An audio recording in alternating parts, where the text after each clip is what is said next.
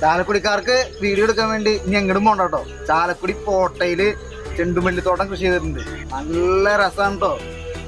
ഓറഞ്ചും മഞ്ഞ കളറില് എന്തൊട്ടാ രസം. ആഹാ, ഇനി പ്രത്യേക പാസും കാര്യങ്ങളൊന്നും വേണ്ട ഇവിടെ വരണേന്, വീഡിയോ എടുക്കണേനും ഫോട്ടോ എടുക്കണേനും.